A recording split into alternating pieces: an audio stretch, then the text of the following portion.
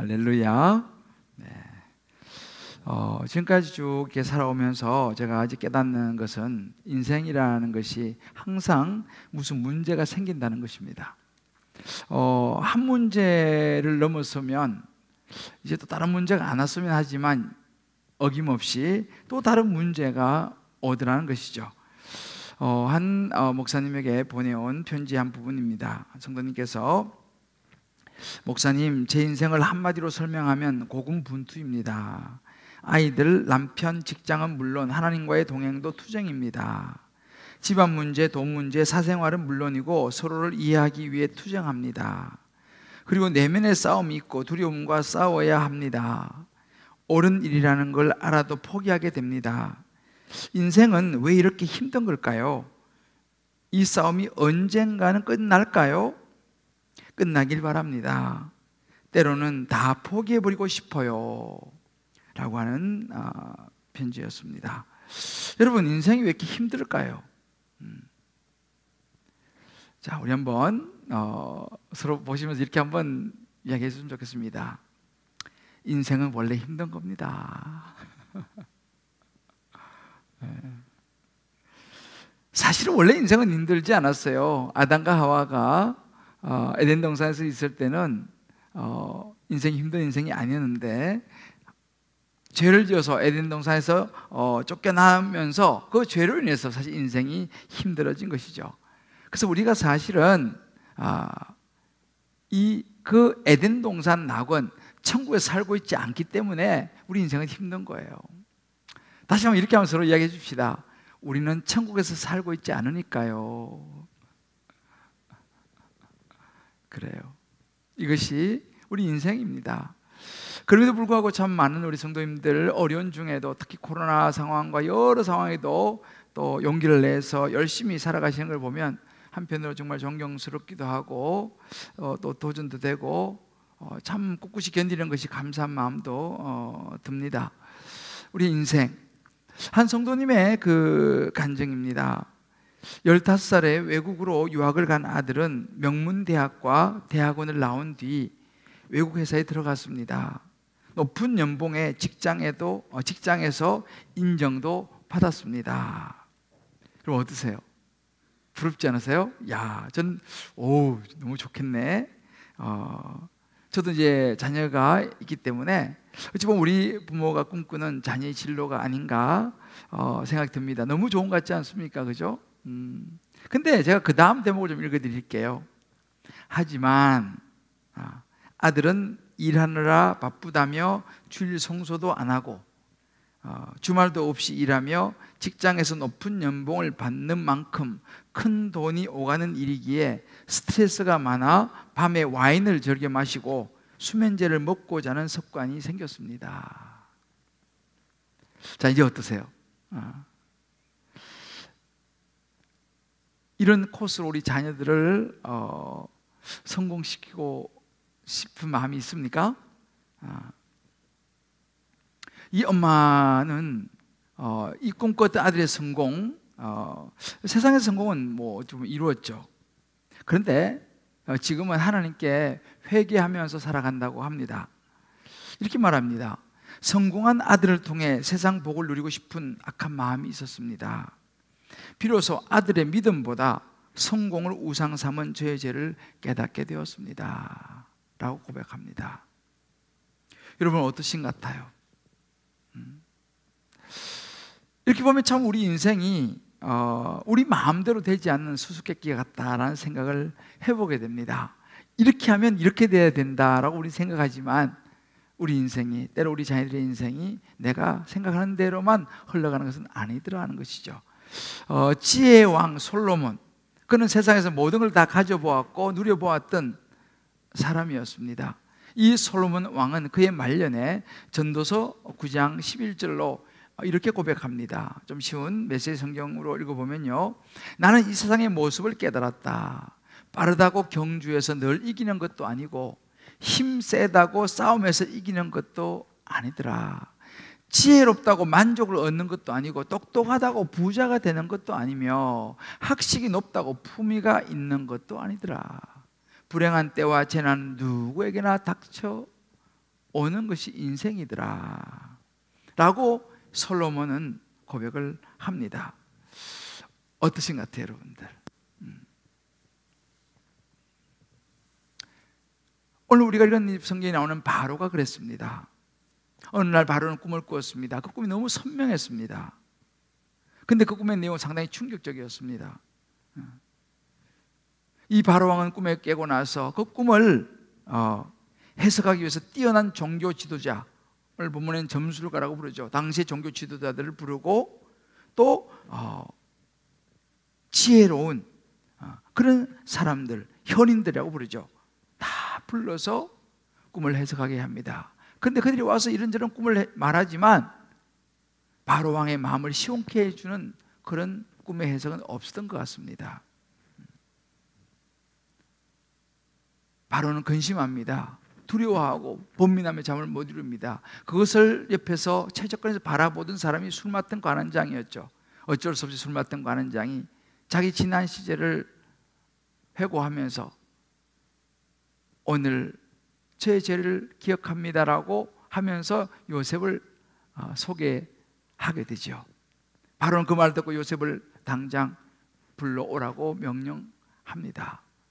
우리 지난주에 보았던 오늘이라는 시간의 부분이었습니다. 그렇게 불려 나온 이 요셉에게 바로 왕은 말하죠. 너가 그렇게 꿈을 잘 풀고 해석한다지 내 꿈을 한번 해석해 보아라 라고 이제 바로 왕이 이야기를 합니다. 그런데 요셉이요, 가만히 보면요, 아직 바로 왕이 꿈 이야기를 해주지 않았습니다. 그런데 꿈 이야기도 하기 전에 요셉이 이런 이야기를 합니다. 오늘 16절에 보면 요셉이 바로에게 대답하여 이르되 내가 아니라 하나님께서 바로 왕에게 편안한 대답을 하실 것입니다. 이 꿈의 해석, 이 답변은 제가 아니고요, 하나님께로부터 옵니다 라고 분명하게 이제 하나님에 대한 부분들을 바로 왕에게 이야기하는 장면이 나오죠. 바로는 거긴 개의치 않고 자기 꿈 이야기를 이제 들려줍니다. 내가 나일 강가에 서 있는데 보니까 아름답고 살찐 이 암소 7 암소가 풀을 뜯고 있는데 또 그 나일강에서 올라온 아주 흉하고 바짝 마른 7 암소가 나와가지고 그 아름답고 살찐 7 암소를 잡아 먹어버리는 꿈을 내가 꾸었다. 그리고 또 잠깐 잠을 들었다가 또 꿈을 꾸었는데 이번에는 한 줄기에 무성하고 충실한 7 이삭이 나왔는데 동풍이 불어오더니만 바짝 마른 7 이삭이 나와서 그 충실한 7 이삭을 삼켜 버리는 꿈을 내가 꾸었어. 도대체 이것이 무슨 꿈이겠느냐 라고 이야기해 줍니다. 그 꿈 이야기를 다 들은 이 요셉은요, 역시 마찬가지로 25절에 또다시 하나님 이야기를 합니다. 이 꿈은 하나입니다. 왕이시여, 하나님이 하실 일을 보여주신 것입니다 라고 말하면서 그 꿈이 하나님으로부터 왔다는 것, 꿈의 주체가 하나님이라는 것을 다시 한번 또 이야기를 하죠. 그러면서 그 꿈을 해석하는데 왕이시여, 앞으로 7해 풍년이 될 것입니다. 그리고 다시 정말 끔찍한 흉년이 또 7해 될 것입니다. 왕이 2번이나 이 꿈을 꾼 것은 하나님이 다 이제 이것을 확정했다는 의미입니다 라고 이제 해석을 해 줍니다. 이 해석을 듣는 바로의 눈이 커지죠. 귀가 확 열리는, 이건 초등학생이 들어도 쉽게 이해할 수 있는 아주 단순하고 명확한 해석이었습니다. 그런데 거기서 요셉이 그치지 않습니다. 심지어 그 꿈에 대한 대안을 제시를 합니다. 이제 이 모든 일을 위해서 명철하고 지혜 있는 사람을 왕이시여 세우셔야 됩니다. 그리고 이 모든 일을 준비하셔야 되고 대비하셔야 됩니다 라고 이야기를 합니다. 그러자 이 바로와 그 같이 옆에 있던 이 고위 신하들이 탐복을 하는 장면이 나와요. 어떻게 이렇게 꿈을 풀어낼 수 있냐는 거죠.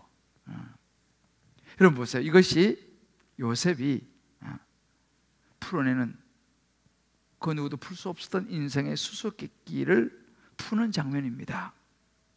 저는 이 말씀을 묵상하면서 오늘 이제 이 산부 예배 드리는 모든 우리 성도님들 한 분 한 분, 또 각 가정에서, 또 각 처소에서, 혹은 또 외국에서 예배 드리는 모든 분들 한 분 한 분에게 성령께서요 눈을 열어주셔가지고 우리에게도 이런 복잡한 여러 가지 인생의 수수께끼 같은 문제들이 있을 수 있거든요. 뭐 가정의 문제, 또 뭐 자녀의 문제, 직장의 문제, 사업의 문제, 뭐 진로, 뭐 학업, 또 뭐 건강의 문제, 하여튼 여러 인생의 이 수수께끼와 같은 이 문제들이 풀어지는, 이해되어지는 성령의 큰 은혜가 이 시간 여러분 한 분 한 분에게 임하시기를 주님의 이름으로 축복합니다.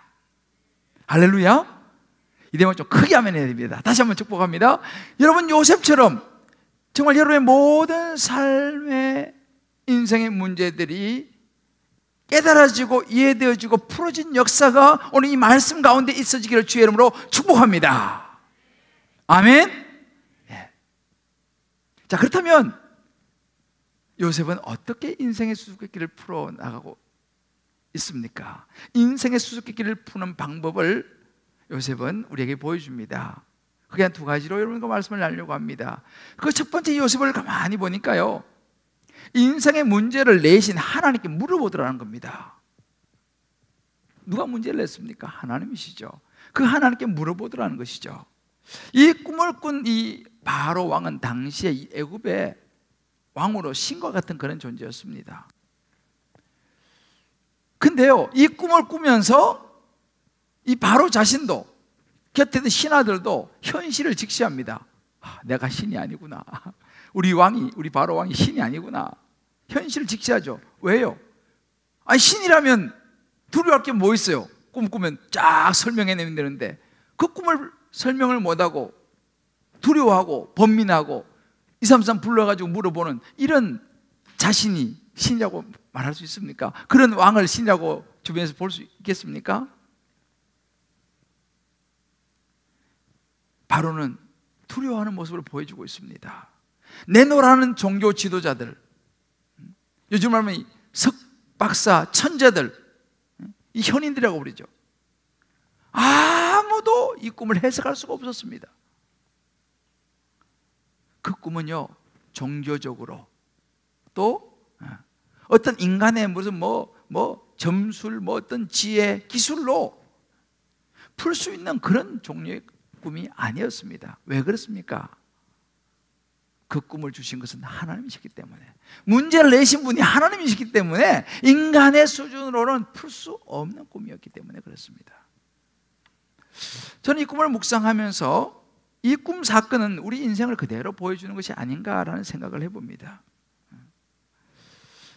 저를 봐도, 우리를 돌아봐도 인생이 있죠. 여러분 좀 잘 풀리고 잘 되면 우리가 자신감이 많이 생기면서 마치 내가 다 할 수 있을 것 같아요. 그러면 어떻게 되냐? 하나님이 조금씩 멀어집니다. 근데 언제 우리가 하나님을 찾게 됩니까? 어떤 한계에 부딪힐 때에, 내 힘으로 안 될 때, 그때 비로소 우리는 우리 자신을 발견하죠. 그래, 맞아, 내가 어쩔 수 없는 인간이지, 하나님의 도움이 필요하지 라는 생각을 비로소 하는, 그것이 저와 우리 모두의 모습입니다. 이게 바로의 모습인 거예요. 지금요, 바로가 신인 줄 알았는데 자기가 신이 아닌 거예요. 아마 여러분들 중에서 요즘 어떤 한계를 느끼시는 상황 혹은 어떤 일, 인간적으로 풀리지 않는, 어떻게 풀어야 할지를 몰라서 힘들어하는 부분이 있을지 모르겠습니다. 지금 바로가 지금 그런 상황이에요. 그럼 바로는 어떻게 풀었습니까? 요셉을 불렀죠.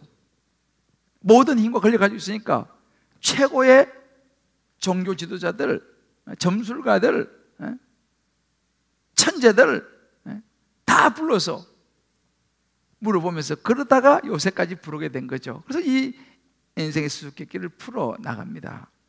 자, 그러면 우리는 누구를 찾아가야 되겠습니까? 우리도 요셉 같은 사람을 찾아야겠지요. 그러나 우리는 애고방이 아닙니다. 어떻게 해야 됩니까? 우리는 우리의 모든 인생의 문제 앞에서 이 문제를 주신, 이 답을 알고 계시는 하나님을 찾아서 하나님께 물어야 할 시간인 줄 믿습니다. 할렐루야. 우리가 여러분 성경에 보면 다윗과 사울이 나와요. 다윗과 사울의 차이는 뭔지 아세요? 다윗은 하나님께 물었다는 것과 사울은 하나님께 묻지 않았다는 이 차이입니다. 성경을 쫙 한번 보세요, 여러분들. 말씀 노트에 제가 참고 구절을 써놨습니다. 한번 보시면 압니다. 다윗은 부족하지만 항상 하나님께 물었어요. 사울은 묻지 않았습니다. 여러분, 어떤 문제에 우리 직면했을 때에 우리는 뭘 생각합니까? 그 문제를 낸 사람의 의도를 생각해야 됩니다. 우리 보통 그렇잖아요. 국어 문제 풀 때 저자의 의도가 뭐냐, 이걸 파악하는 게 핵심 아니에요, 그죠? 문제를 출제한 사람의 의도를 알아야 합니다. 그 주님께서 말씀하셨습니다. 시편 50편 10절에 보게 되면 이렇게 15절에 말합니다. 환난 날에 나를 부르라. 내가 너를 건질 것이다. 왜요? 너가 어려운 인생에 문제가 있느냐? Call me. 나를 콜하라는 거예요. 그러면 내가 I will save you. 내가 너를 건져줄 것이다. 내가 해결해 줄 것이다라고 말하는 거예요. 우리 잘 아는 예레미야 33장 2절 3절에 이렇게 말씀하십니다. 이를 행하시는 여호와, 또 그것을 만들어서 성취하시고 이루어 가시는 여호와 하나님, 그 하나님께 말씀하시는 거예요. 너는 내게 부르짖으라. 내가 내게 응답하겠다. 네가 알지 못하는 크고 비밀의 일을 보여줄 것이다. 뭐예요? 여러분, ask me예요. 내게 물으라는 거예요. 그러면 I will answer you. 내가 내게 대답해 주겠다는 거예요. 여러분, 우리 한번 생각해 볼 필요가 있습니다. 살아가면서 어떤 문제에 직면할 때 왜 이런 문제가 내 인생에 주어졌을까? 그 많고 많은 사람 중에서 하필이면 내가 왜 이런 사람을 만나게 하셨을까? 그 수많고 많은 자녀들 중에 이 자녀를 우리 가정에 보내셨을까? 왜 직장에서 하필이면 내가 이 사람을 만나게 하셨을까? 우리는요, 그 문제를 낸 분의 의도를 생각해 보아야 한다는 거예요. 왜 이런 일이 생겼을까? 우리가 인생을 살아가면서 이 수수께끼와 같은 어려운 문제들이 가득한 인생 안에서 우리가 우리 인생을 풀어내는 정석, 답은 어디서 찾아야겠습니까? 여러분들, 어디 가세요? 그렇습니다. 우리 인생에 많은 문제를 내시고 우리 인생을 창조하시고 이끌어 가시는 하나님의 답이 있는 이 성경 안에서 모든 우리 인생의 문제의 답을 찾아야 될 줄을 믿습니다. 할렐루야. 여러분, 공부 잘하는 사람들이 문제 유형을 많이 풀어보잖아요, 그죠? 이런 문제 저런 문제 많이 풀으면 어떤 문제라도 응용이 돼가지고 풀리지 않습니까? 여러분, 마찬가지입니다. 우리 인생도 마찬가지예요. 성경에 보면요, 여러 가지 유형의 문제들이 많이 나와요. 성경에 보면요. 여러분, 한 예로요, 창세기부터 보세요. 아담과 하와가 왜 에덴 동산에서 왜 쫓겨났을까요? 그죠? 그러니까 아담과 하와는 인생에 큰 문제를 만난 거예요. 에덴 동산에서 쫓겨났잖아요. 왜 쫓겨났습니까? 성경에 나오잖아요. 이 하와가 자기가 하나님처럼 되고 싶어가지고 선악과를 따먹는 죄를 짓게 되죠. 그래서 쫓겨나게 되는 것입니다. 그 다음 나온 사건이 뭐야? 가인과 아벨의 사건이잖아요. 가인이 동생 아벨을 죽이지 않습니까? 왜 그런 사건이 생겨났습니까? 두 사람 다 제사를 드렸는데 하나님이 아벨의 제사는 받으시고 가인의 제사를 안 받으셨어요. 그래서 이 가인이 시기와 질투가 부르듯이 올라와서 동생을 죽이지 않습니까? 시기와 질투였습니다. 여러분 잘 삼손, 사사로 태어나서 힘이 정말 천하 같은 이 삼손이 왜 무너졌어요? 여자 때문에 무너진 거 아니에요. 뭐 성경 사건들이 많죠. 아나니아와 삽비라. 왜 아나니아와 삽비라가 망했습니까? 그들에게는 생색과 마음에 욕심이 있었어요. 헌금을 드렸는데 딴 사람은 내니까 막 자기도 막 이렇게 해놓고 또 막상 하려니까 또 아깝잖아요. 그래서 얼마나 감추고 또 속여서 또 그렇게 망해버리는 그런 사건. 가룟 유다는 왜 망했습니까? 돈 때문에 망했지 않습니까? 베드로는 왜 어려움을 겪었어요? 지나친 자신감. 예수님의 큰 소리 있지 않습니까? 아, 예수님, 모든 사람이 주를 버릴지라도, 내가 죽을지라도 나는 주를 버리지 않겠습니다. 자신감에 쳐가지고 큰 소리 쳤지 않습니까? 근데 어떻게 됐어요? 세 번에 예수님 부인하지 않습니까? 도마는 뭐예요? 의심. 그 외에도요, 성경에 보면요, 이런저런 인생에 이 예상 문제들이 많이 들어있습니다. 뭐 솔로몬, 우리가 좀 전에 말한 솔로몬 어떻게 무너졌어요? 솔로몬은요, 이방 여인들을 많이 아내로 삼았어요. 1000명, 아내를 1000명 뒀는데, 그것도 주변에 있는 나라들과 화친을 맺기 위해서 공주들을 데려와가지고, 그 이방신을 섬기는 부인들을 그렇게 많이 두니, 그 이방신을 섬기는 부인들 등살에 해가지고 이 말년에 솔로몬이 무너지고 말았지 않습니까? 뭐 많습니다. 우리가 지금 뭐 야곱, 지금 우리가 뭐 요셉도 마찬가지죠. 자, 그렇다고 우리가 한번 생각해 볼 필요가 있어요. 나는 내 인생의 문제는 어떤 케이스에 속하느냐? 성경에 등장하는 수많은 인물 중에서 나는 어떤 인물하고 좀 비슷한 건가? 한번 생각해 볼 필요가 있어요. 그래서 우리가요, 그 문제를 그들이 풀어가고 하나님께서 답을 주시는 것을 보기 위해서 우리는 말씀 앞에 끊임없이 나를 비춰봐야 되는 거예요. 왜? 여기 예상 문제가 다 있으니까.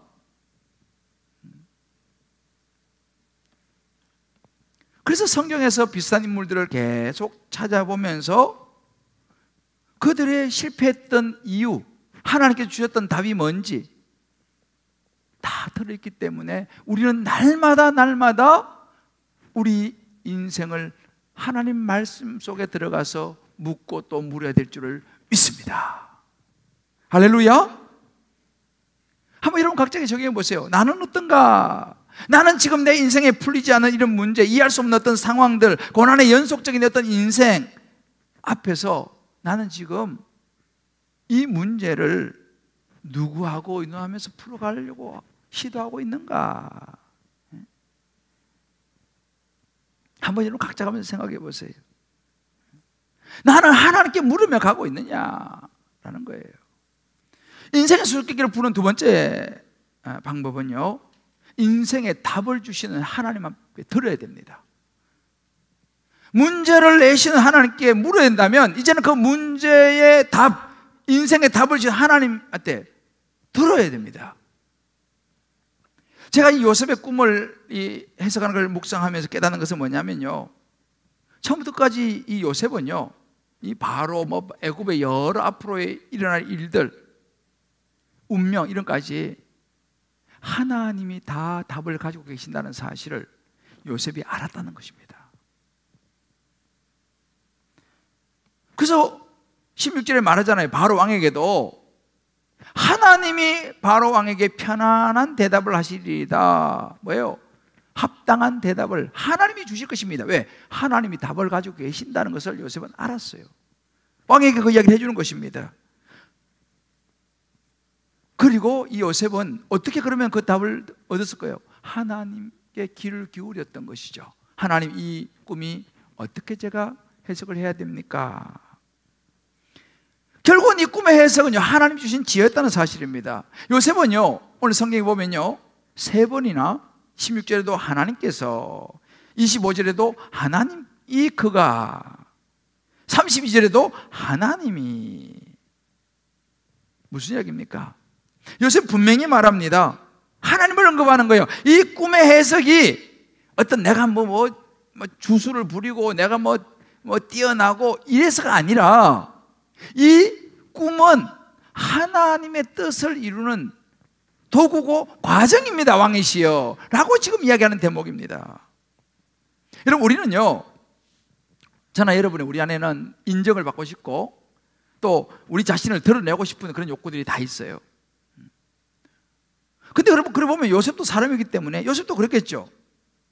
그래서 사실 이 대목에서요, 요셉도 하나님 언급 안 해도 됩니다. 바로가 꿈을 해석해 보아라 라고 했을 때, 예, 왕이시여, 제가 한번 해보겠습니다 라고 하든지, 제가 좀 겸손하게 내가 최선을 다해서 한번 풀어보겠습니다 라고 만약에 대답을 했다고 생각해 보세요. 그러면서 그 꿈을 이야기해 줬는데 그 꿈이 대박이 난 거 아니에요? 그러면 그 모든 공로가 누구한테 돌아옵니까? 다 요셉한테 돌아올 거 아니에요, 자기한테. 그죠? 자기가 꿈을 해석한 것처럼 됐으니까. 근데 요셉은 그러지 않았어요. 분명히 밝힙니다. 꿈을 듣기 전에도 밝히고 꿈을 듣고 해석하기 전에도 밝혀요. 이 꿈의 주체는 하나님이시라는 거, 하나님이 자기를 알겠다는 거. 어찌 보면요, 이렇게 말하는 거 쉬운 거 아니에요. 여러분 직장생활 하면서 나 예수 믿습니다, 교회 다닙니다, 이 말하는 거 쉽지 않죠? 왜요? 그때 불이익당할 수도 있어요. 요셉도 마찬가지예요. 그렇게 하나님께서 이러다 무슨 하나님이야? 바로는 하나님을 모르는 사람이니까 무슨 하나님, 이상한 이야기하고 있어. 생명 위험할 수도 있어요. 근데 요셉은요, 하나님 이야기를 하지 않습니까? 이런 거 보면요, 하나님께서 요셉을 참 기뻐하실 것 같아요.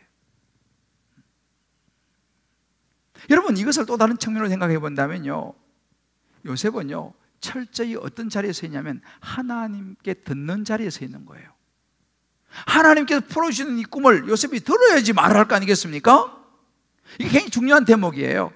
그렇지만 우리에게는 되게 어려운 대목이에요. 왜요? 우리는요, 저나 여러분이나 듣기보다 말하기 좋아하잖아요. 우리는 특히 목사가 말하기 좋아하잖아요. 저도 가끔 우리 부교육자들하고 회의를 한다든지 이렇게 하면요, 듣기보다는 막 빨리 말하고 싶을 때가 많아요. 충분히 듣고 이야기를 해야 되는데 저는 조금 들어보면 답이 내 안에 답이 막 나와. 막 말을 막 하고 싶은 마음이 막 올라와요. 또 참아요. 끝까지 듣고 이야기해야지. 이게 어렵더라니까요. 여러분, 부부도 마찬가지예요. 부부도 해보면요, 서로 자기 이야기하고 싶어 해요. 듣는 거 어렵다니까요. 그런데 요셉은 들었어요. 요셉은 하나님의 말씀, 음성을 들었어요. 자, 그럼 하나님의 음성을 들으면 어떻게 돼요? 하나님과 가까워져야겠죠. 야고보 4장 8절 이렇게 말씀하십니다. 하나님을 가까이 하라. 그리하면 너희를 가까이 하시리라 그래요. 근데 여러분, 요셉은 이렇게 들었는데 우리는 왜 하나님의 음성이 잘 안 들릴까요? 우리는 하나님의 대답을 잘 못 들은 이유가 뭘까요?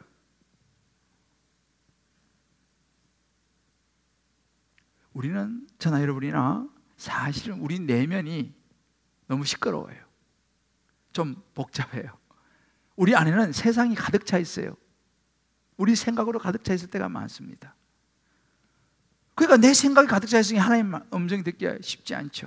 제가 언젠가 한번 이렇게 무슨 프로그램이, 예능인지 뭔가 프로그램이 잠깐 보니까 그 사람 연예인지 가수인지 모르겠는데 나와가지고 이제 서울을 벗어나가지고 저 가평인가 하여튼 강원 쪽인가 별을 보러 갔어요. 별을 보러.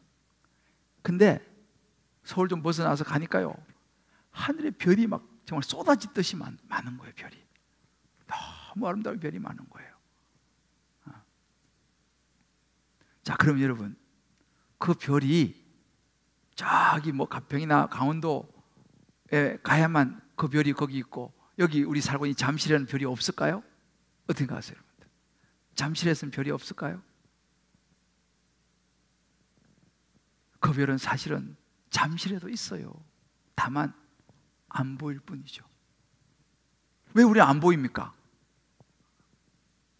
그 별을 보기에는 우리 눈앞에 다른 불빛이 너무 많아요. 가로등부터 시작해가지고 우리 눈을 가리는 이 빛이, 불빛이 너무 많기 때문에 그 위에 있는 별이 안 보이는 거예요. 하나님의 음성이 들려야 되는데 내 안에 이런 불빛들이 가로등부터 시작해서 너무너무 많은 거예요. 그러니까 그 별이 안 보이는 것처럼 하나님의 말씀이 안 들리는 거예요. 여러분 전화를 해보면, 그죠? 전화를 해보면 사람들이 엄청 많고 한데 막 전화, 뭐라고? 좀 크게 해보라고, 잘 안 들려? 막 그러잖아, 그죠? 그러다가 어떻게 합니까? 좀 기다려봐, 도저히 여기서 안 되겠어 해가지고 장소로 옮겨서 들으면 좀 들리죠. 여러분 집에서도 그렇잖아요. 가족들 이렇게 있다가도 중요한 전화가 오면은 잠깐만요 하고 어디로 들어가요? 방으로 들어가잖아요. 문 닫아요. 그리고 예. 중요한 전화일수록 있잖아요. 그렇게 한다니까요. 안 되면 어디로 가요? 화장실로 가요. 화장실이, 그죠? 그거 조용하니까. 여러분 직장에서도 그러지 않아요? 오면 잠깐만요 하고 집중이 들어야 들리니까. 똑같습니다. 하나님의 음성도 동일해요. 하나님 말씀을 들으려면 내 마음이 고요해야 되거든요. 내 마음이 좀 집중을 해야 되거든요. 그래서 사실은 우리가 하나님과 관계가 그래서 가까워야 되는 것입니다. 그런데 우리가 하나님과 가깝잖아요. 하나님의 음성이 들리기 시작하지 않습니까? 우리의 모든 삶에 있어서 결정되기 훨씬 쉽습니다. 왜요? 분별이 탁 돼요. 복잡하잖아요. 왜? 하나님하고 주파수가 맞고 가까워지면요 아주 분명하고 단순해집니다. 그런데 우리는 어떻습니까? 생각이 너무 많아요. 생각이 너무 많아요. 우리 안에 너무 많은 것이 있어요. 영적으로 너무 우리는 소란스러워요. 그래서 제가 이거 묵상하다가 떠오르는 한 그 노래 가사, 시인과 촌장이 부른 가시나무라고 하는 그 노래 가사가 있어요. 내 속에 내가 너무도 많아 당신의 쉴 곳 없네. 내 속에 헛된 바람들로 당신의 편할 곳이 없네. 내 속에 내가 어쩔 수 없는 어둠, 당신의 쉴 자리를 뺏고 쭉 나가는 거예요. 이게 우리의 모습인 것 같아요. 내 속에 내가 너무 많은 거예요. 내 속에 헛된 바람 너무 많은 거예요. 내 안에 욕심이 너무 많은 거예요. 그래서 우리 하나님의 소리가 안 들리는 거예요. 제가 그 평생을 정말 복음을 전하며 살아오신 지금 이제 소천하셨어요. 존 스타트 목사님, 저의 개인적인 멘토이자 정말 제가 존경하는 분입니다. 이분은 싱글로 결혼 안 하시고 사실은 평생을 사시다가 이제 천국 가셨는데, 이분이 80이 넘으셨을 때 제가 또 한번 뵀었어요. 그때 제가 정말 진지하게 제가 물었어요. 목사님이 지금까지 살아오시면서 이런저런 인생에 많은 문제들도 어려움도 있었을 텐데 어떻게 그것을 풀어오셨습니까? 내가 물었어요. 정말 궁금하기도 하고 나도 그걸 꼭 배우고 싶어가지고. 그때 이 존사도 목사님이 저에게 중요한 이야기를 해주셨어요. 하나님께 듣는 고요한 시간에 대해서 제게 이야기를 해주시더라고요. 본인은 이 하루 일과를 주님과 함께 눈을 뜨면서 시작하신다고 하셨어요. 이렇게 말씀하셨어요. 나의 하루 일과는 주님과 함께 눈을 뜨면서 시작됩니다. 늘 성령의 충만을 생각하죠. 새벽에는 먼저 일어나, 영국에는 새벽 기도 이런 거 없어요. 근데 이 목사님은 늘 새벽에 일어나셨어요. 새벽에 일어나서 제일 먼저 이제 스트레칭 탁 기지개를 한번 피신대요. 그러고 나서 침대에 앉아서 삼위일체 기도를 드린다고 해요. 성부와 성자와 성령께 드리는 그 기도가 있어요. 그 기도를 드리고 나서 나가서 이제 샤워를 하시고 서재로 가셔서 말씀을 묵상하신다고 하셨어요. 말씀을 묵상하면서 그 시간을 1시간 때로는 2시간 정도 가지고, 그리고 이제 아침 식사 토스트하고 이렇게 먹고 또 다시 또 한 2시간 정도, 이번에는 성경을 연구하는 또 말씀을 보신다, 그런 이야기를 제게 해주셨어요. 그 시간에 하나님께 묻고 듣는다는 거예요. 제가 그 이야기를 들으면서 제 마음에 깊이 새겼어요. 아, 목사님이 이렇게 훌륭하신 분이 이렇게 하시는구나. 저도 그래서 그것을 이제 보고 따라 하려고 마음을 먹었어요. 그래서 이 새벽의 이 소중함을 생각하면서 저도 사실은 이제 뭐 택도 안 되지만 그래도 어떻게라도 좀 따라가려고 새벽에 새벽 기도를 나오면 저는 거의 1년에 뭐 한두 번 외에는 집으로 돌아가지 않습니다.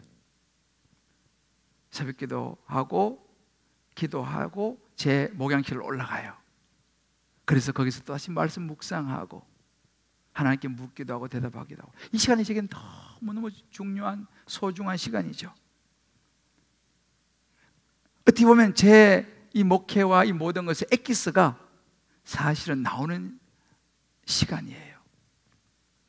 답을 얻는 거죠. 목회가 대부분 거기서 시작되는 겁니다. 물론 저는 일주일에 하루 기도원에 가요. 이것도 사실 존 스토트 목사님께 배웠어요. 제가 목사님이 그렇게 하셨거든요.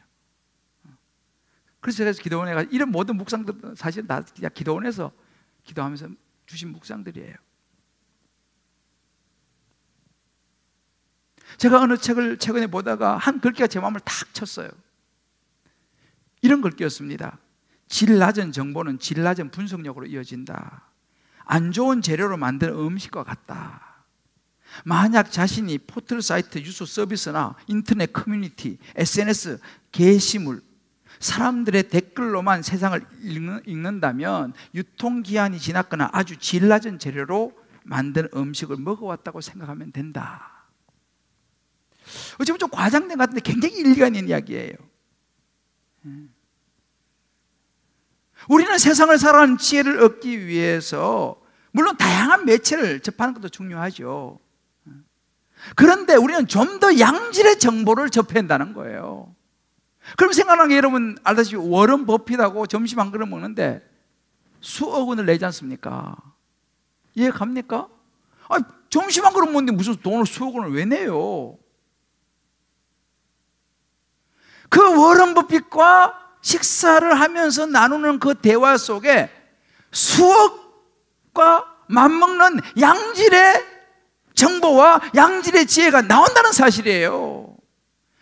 그렇게 그 돈을 내고 그 사람하고 대화 한번 하려고 하는 거 아니겠습니까?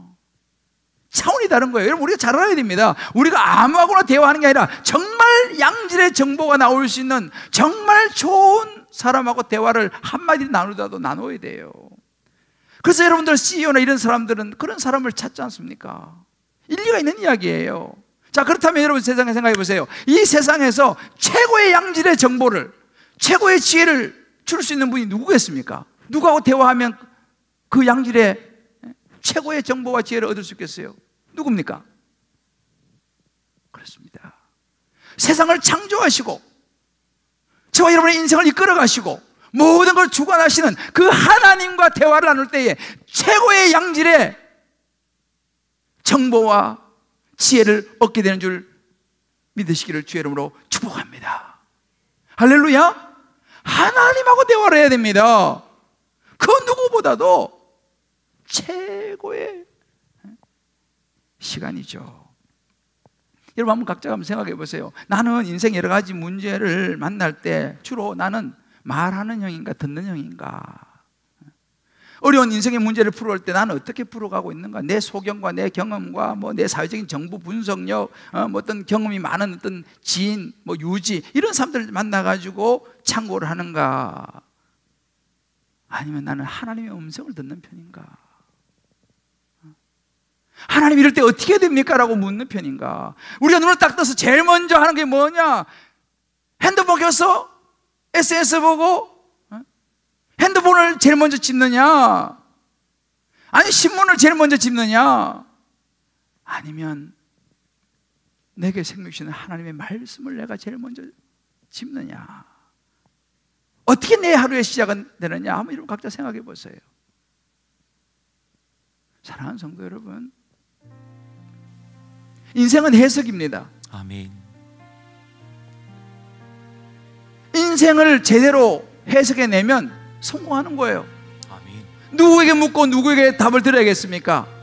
인생의 정석을 가지고 계시는, 인생의 문제를 내시고 답을 주시는 하나님께 묻고 답해야 되는 인생이 될 줄을 믿습니다. 아멘. 제가 최근에 한 그 여자 배우의 그 인터뷰 기사를 봤습니다. 이 배우가 박현정 씨라고 하는데 뭐 뷰티 인사이드, 여신 강림 뭐 이런 데 나오는 배우라 그래요. 이분이 인터뷰를 했는데 이렇게 인터뷰를 했어요. 요즘은 큐티 할 때마다 이 시간을 통해 하나님이 내게 말씀하시고 싶은 메시지가 무엇일까 너무 궁금하고 기대돼요. 날마다 하나님을 만나고 싶고 또 하나님을 오해하고 싶지 않아서 말씀을 봐요. 이렇게 이야기해요. 그러면서 이분이 이렇게 이야기합니다.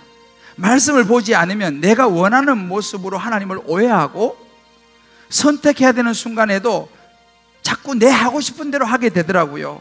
자꾸 합리화하게 되고요. 그래서 날마다 말씀을 묵상하려고 해요 라고 이야기를 해요. 저와 여러분 어떻습니까? 매일매일 아침 새벽에 일어나면 하나님 말씀을 듣고 뭐라고 말씀할까를 기대하면서 펴는 우리의 삶인지, 아니면 이 말씀이 없기 때문에 그저 내 생각대로 하나님 오해하고 결국 내 선택이 되면 내 하고 싶은 대로 선택하고 나를 합리화하는 그런 모습인지, 아니면 정말 말씀을 내가 붙잡고 나아가는 모습인지. 오늘 여러분 요셉은 우리에게 이 부분을 보여주는 거예요. 그의 인생의 수수께끼를 풀어가는 그 모습, 하나님 안에서 말씀 앞에서 풀어가는 거예요. 저는 저와 여러분의 인생이 이 요셉처럼 이 말씀 안에서 우리 인생을 풀어갈 수 있게 되기를 주의 이름으로 축복합니다. 아멘. 오늘 잠언 10장 9절 이렇게 말씀하십니다. 사람이 마음으로 자기 길을 계획할지라도 그 걸음을 인도하시는 자는 여호와시니라. 아멘. 할렐루야. 아멘.